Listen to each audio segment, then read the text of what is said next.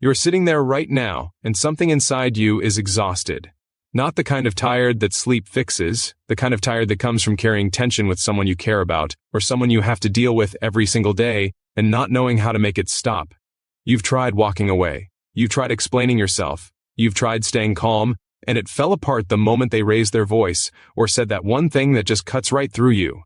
And then you say something you regret, and now there's this invisible wall between you and that person, and it just sits there, heavy and cold. I want you to know something. That is not a character flaw. That is not proof that you are difficult or broken or too emotional. That is what happens when nobody ever actually taught you how conflict works inside a human brain, and what it takes to move through it without destroying something in the process. And that is exactly what we are going to break down today, step by step, in a way that actually makes sense for real life. Not some textbook theory that sounds good on paper and falls apart the second someone slams a door. Before we go further, if you already feel like you want to go deeper than what we cover here, we have related programs linked down below in the video description. People who have gone through them have described it as the first time they actually felt like they had real tools, not just advice. But do not click away yet. Stay here. What comes next might be the most useful 6 minutes of your entire week. Now, let's talk about what actually happens when conflict hits. Picture this. You are in the middle of a conversation, things feel fine, and then one sentence lands wrong.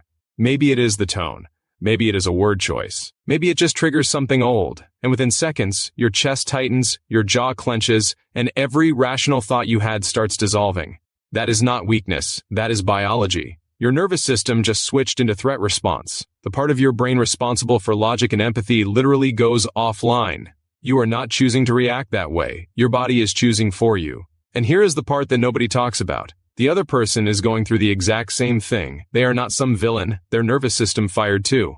Now you have two people in full threat mode trying to communicate, and that is why it escalates so fast, because you are both fighting, and neither of you even knows what you are actually fighting about anymore. This is the core of why conflict resolution fails most of the time. People try to solve the argument before they solve the state they are in. You cannot negotiate from a place of emotional flooding.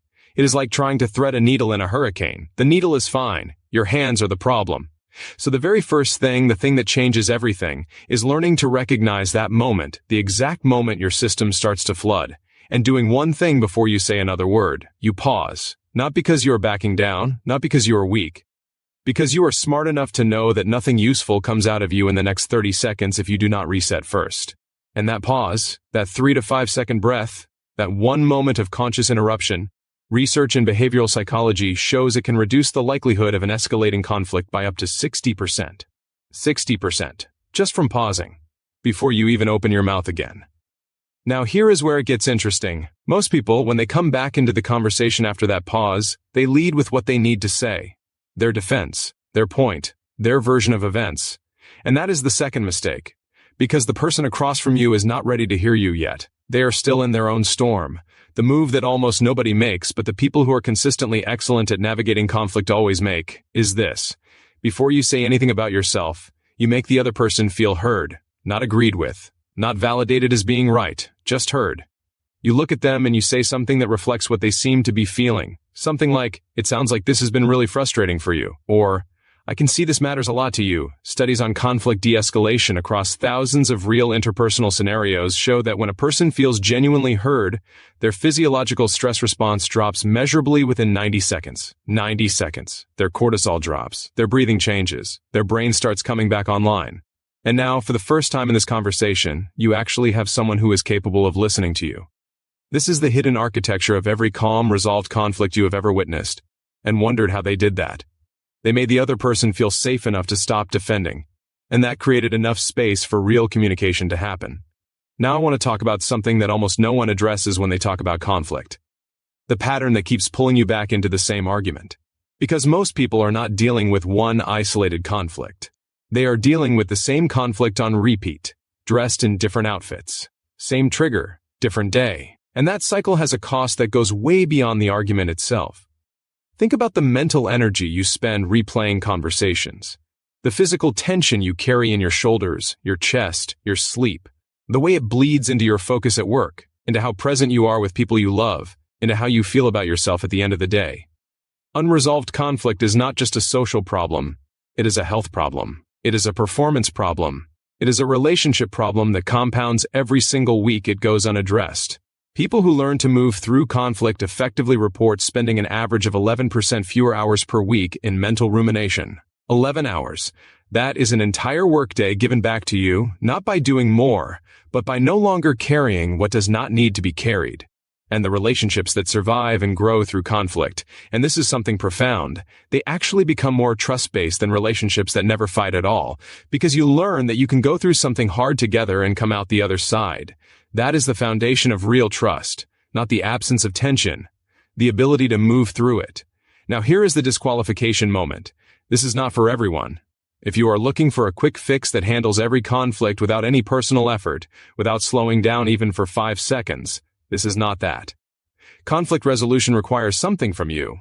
It requires the willingness to regulate yourself for long enough to do something different than what your impulse tells you to do. If that sounds like too much, stop here. But if you are someone who is genuinely tired of the cycle, who knows something has to change, and who is willing to try something that actually has evidence behind it, you are exactly who this is for. Because here is the reward that waits on the other side of doing this well. Imagine walking into the next difficult conversation without that dread in your stomach. Imagine saying what you actually mean and having it land the way you meant it. Imagine the relief on both sides when tension actually dissolves instead of just pausing before it explodes again. Imagine looking at that relationship, the one that has felt like a battle, and feeling something closer to peace instead.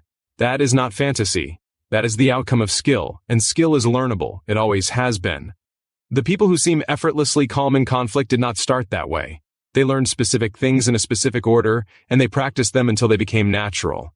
And the difference between where they were and where they are now is not talent. It is information applied at the right moment. If today's breakdown gave you even one thing that shifted something, imagine what consistent, structured, deeper work could do.